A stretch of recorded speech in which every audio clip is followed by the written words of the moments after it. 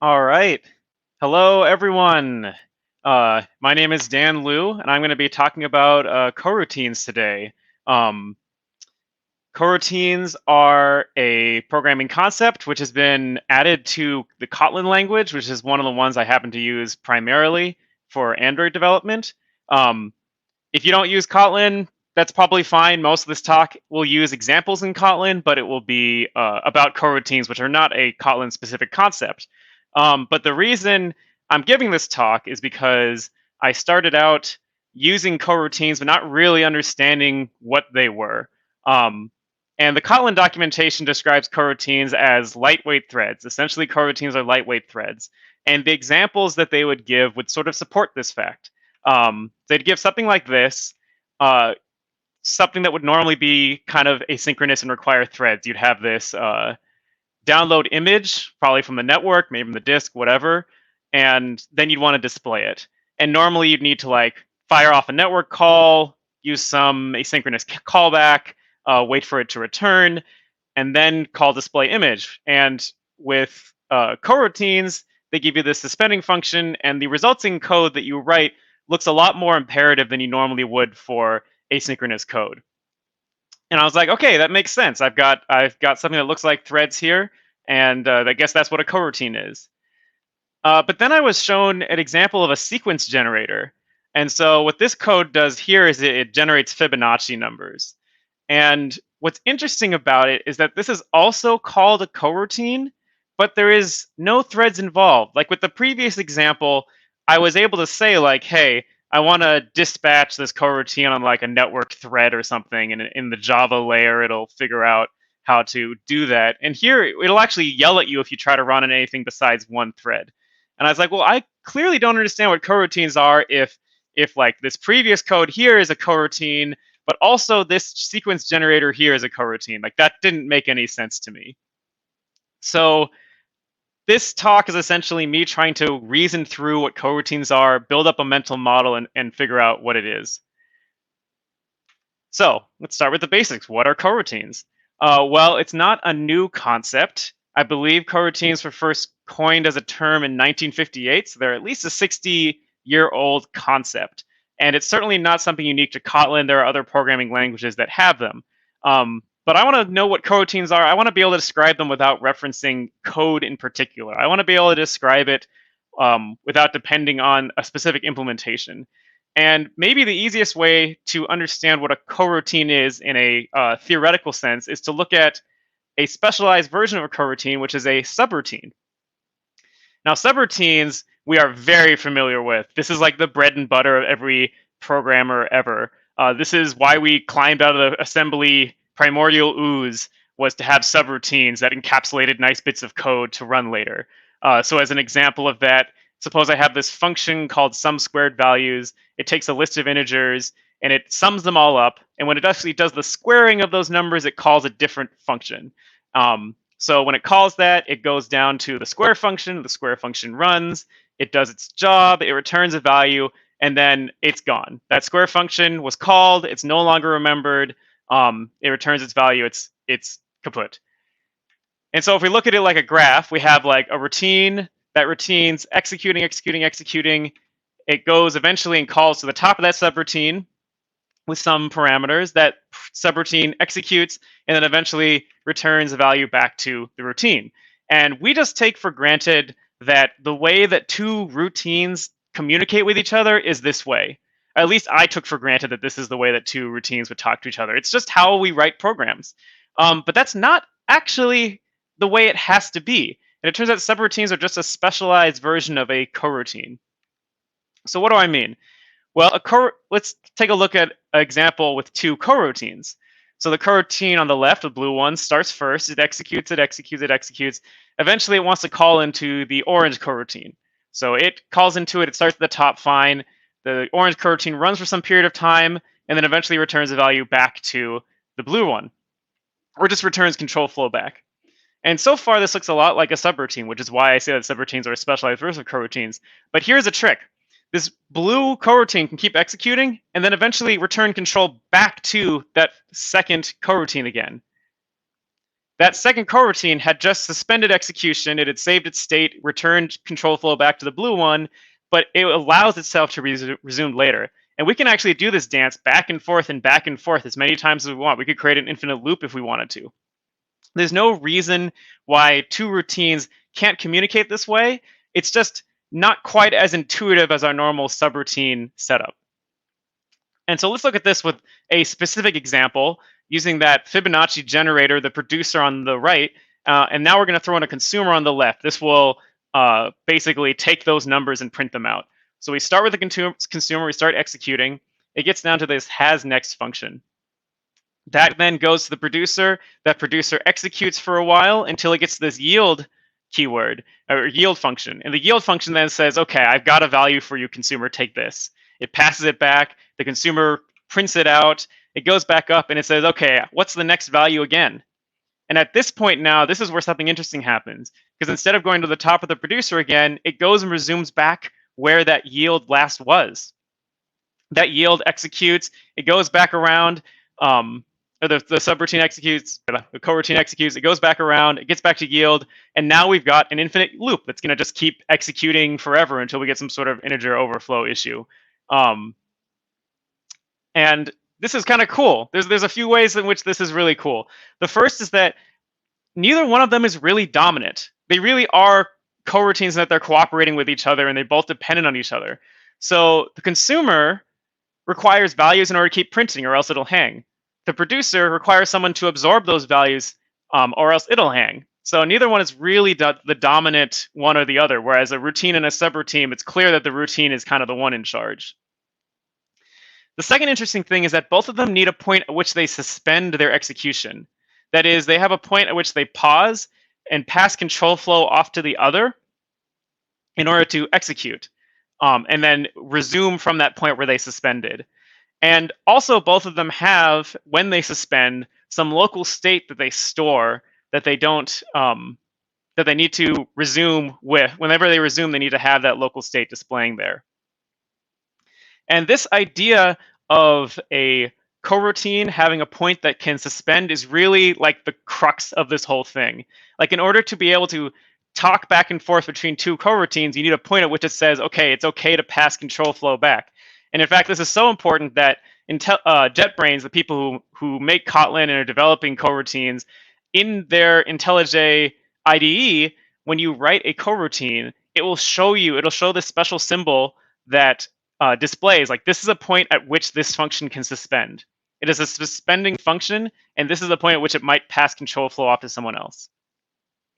Now, there's no reason that any of this code couldn't be written a different way. Like, you could just as easily have some sort of individual class that computes Fibonacci numbers. You store the state yourself, and then you just keep calling next to get more values. But at least in the case of the generator, I would argue that the sequence is a little bit easier to write and understand. First, because you don't have to worry about, with the sequence, what local state you need to store. It just takes care of me. It knows that I need the cur next. Whereas in the Fibonacci class, I had to very explicitly decide what state I was going to store between executions. And the second is that our simple example of Fibonacci only had one yield point. You can have multiple suspension points. And in fact, this is an equivalent Fibonacci generator. This is the one that is generally shown in the Kotlin documentation for an example, and it has multiple yield points, and that would be a lot trickier to pull off with your own implementation. So what is a coroutine? To me, it is a function which can suspend its execution and pass its control flow off to someone else. Like, practically speaking, that's what it is.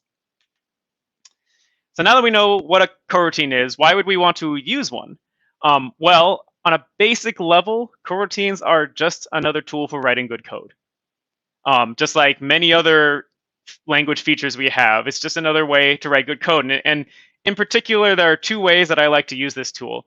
And the first is in code structure, as you saw with the sequence generator. And the second way is for concurrency.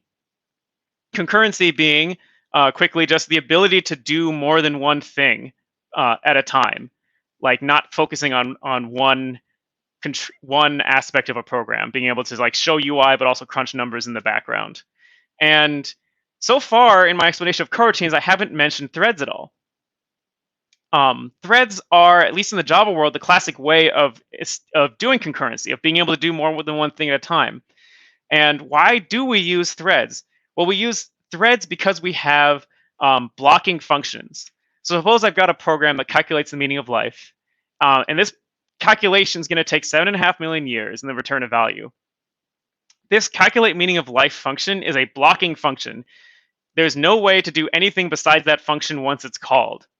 And so Java came up with this concept of thread. Oh, no, I didn't come up with the concept of thread. It's been before, but Java has this concept of threads where it says like, okay, we can have two separate threads. We can execute the blocking function, calculate meaning of life on one thread, and then we can still keep another thread around in case anyone wants to like check in on the computer and make sure it's actually still doing something and hasn't just hung.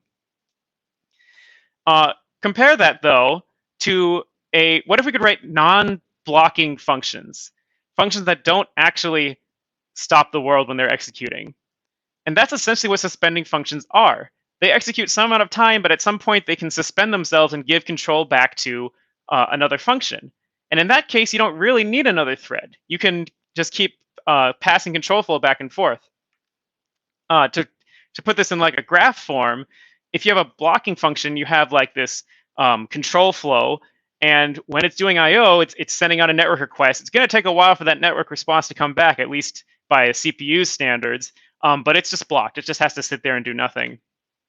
With a non-blocking thread or function, when it gets to that I/O part, it can say, okay, I know I need to wait for I/O. You can go and do something for a bit while I'm waiting.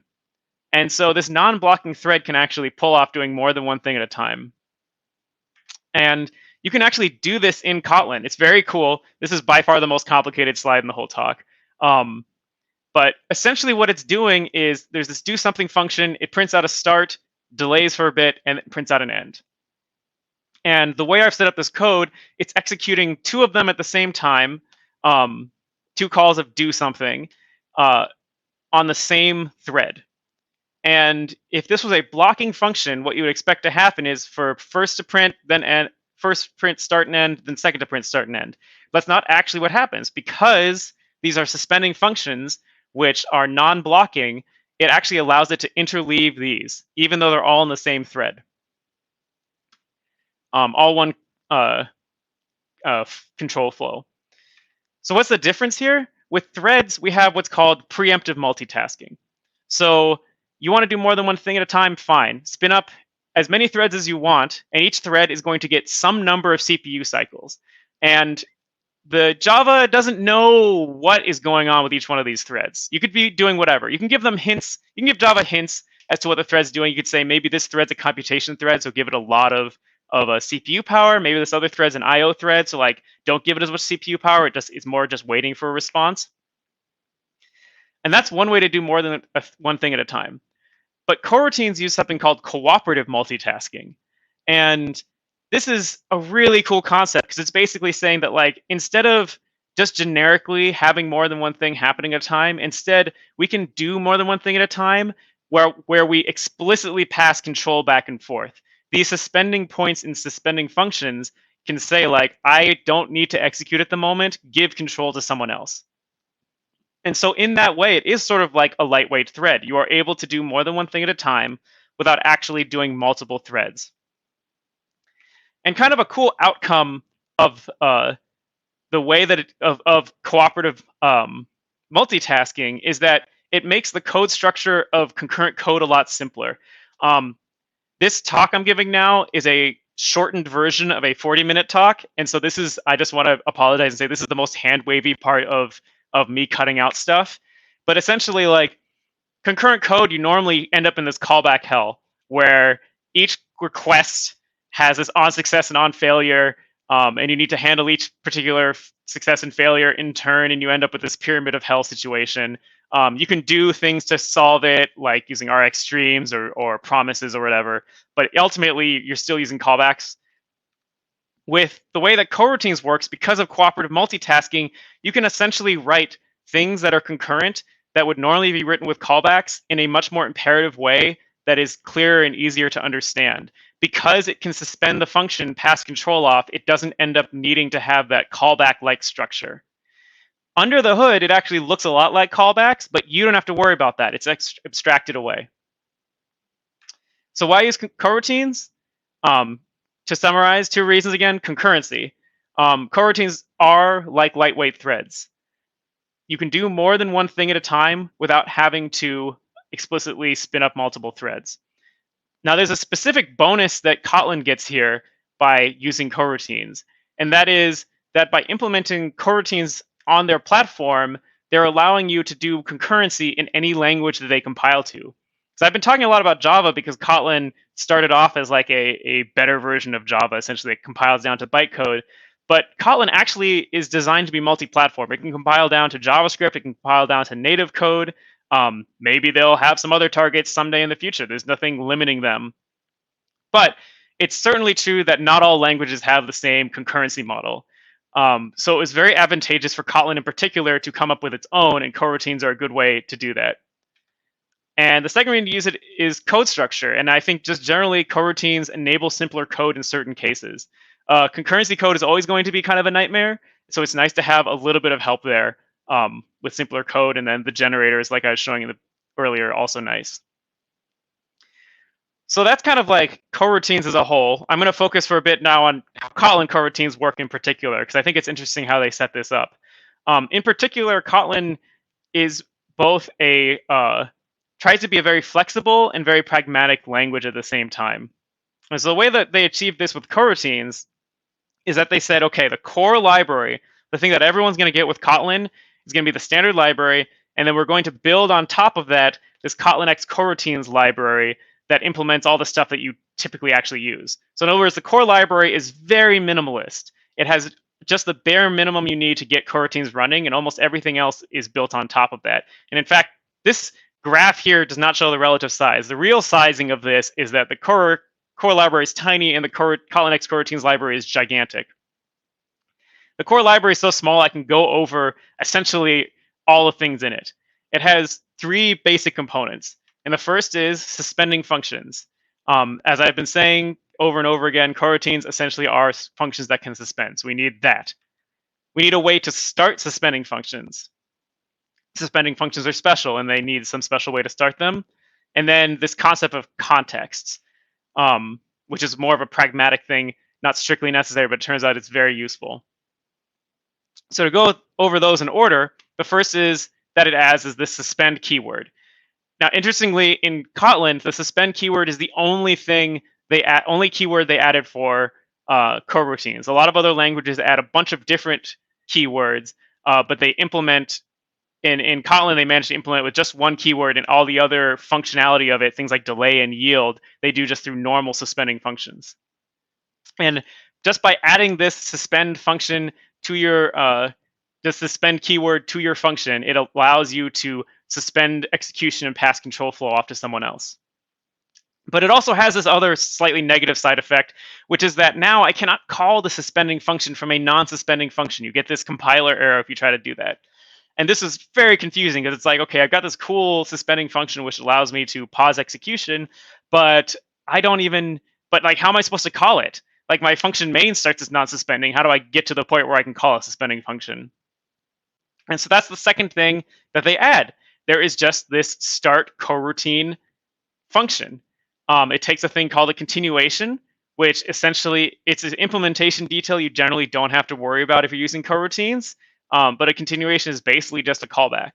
And this start coroutine function allows you to actually start what you are calling. There's also another function called create coroutine, which lets you create the coroutine but not execute it yet. Kind of the same thing. And then the last thing is this coroutine context. And this is a pragmatic part. Like I said, Kotlin is flexible and pragmatic. The flexible part is the core library being slim. The pragmatic part is this coroutine context being in there. And it basically just lets you store useful information about the coroutine.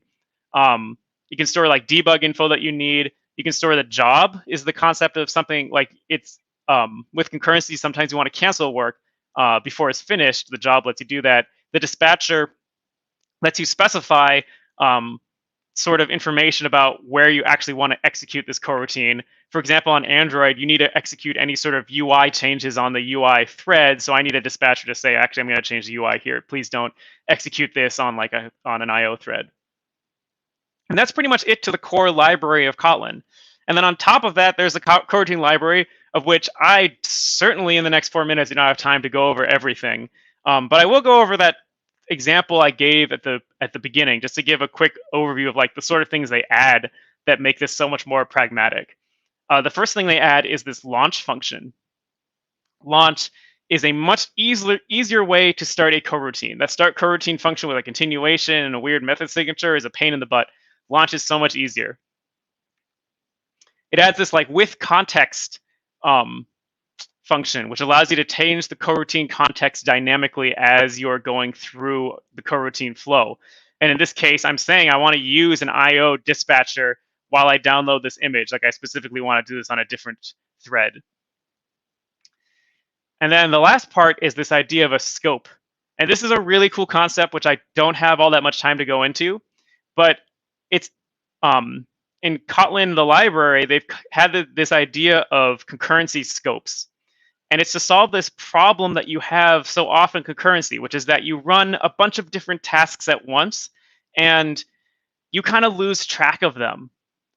It's like opening the door and sending out all your kids and saying like, come back for dinner by 6, but like, hopefully they all do. You don't really know. Whereas with a scope, you have a way of saying like, actually, all of these things have to be contained within this scope, and then I have a way to wrangle all of the concurrent code I have at once. There's a really cool article, which I'll link in a second, which sort of compares this scope to structured code, where before you wouldn't have functions. It would just be like, assembly going all over the place with no order, and how hard it was to program back then because it was all spaghetti code. With scopes, it's the same sort of deal with concurrency. Now you have a way to know what is going on in your system. There's no way to just fire off some concurrent code and then forget that it exists and have it cause a memory leak on you somewhere later down the line. So to review what I went over, coroutines are basically functions that can suspend. Suspending functions are useful for concurrency. The Kotlin standard library provides core coroutine support. And then on top of that, the Kotlin coroutine library adds a bunch of pragmatic functions for coroutines. And these practical functions don't if at some point they want to redo it all, they can't do it all because the core library is still just very slim. If you want more information about coroutines, I gave a longer version of this talk about a year ago that's recorded. The first half of it's pretty much the same. The second half of it goes into a lot more detail about how Kotlin Coroutines works. There's a Kotlin X Coroutines documentation, has a bunch of good links. Roman Elizarov, whose name I'm sure I'm butchering, is one of the leads on Kotlin Coroutines, and pretty much everything he's written and spoken about is worth watching. And in fact, I think he's speaking today about more coroutine stuff. So definitely worth getting into that. I work specifically on Android. There was a cool series on Android and coroutines up on Medium. And then lastly, because I can't stop talking about it this year, structured concurrency is such a cool concept. This is a link to a blog post, one of the first introducing this concept. And it's not specific to coroutines, it's not specific to Kotlin. I think it's actually a Python library doing this, but it's so cool. I really suggest everyone go read that. But anyways, that's about all I had, and I think I'm out of time. So I'll leave these slides up for another 15 seconds or so, and I'm sure you can grab it. I will probably tweet it out after this talk. I'll upload these slides and tweet it out if you want to get those links later. Thank you very much for watching.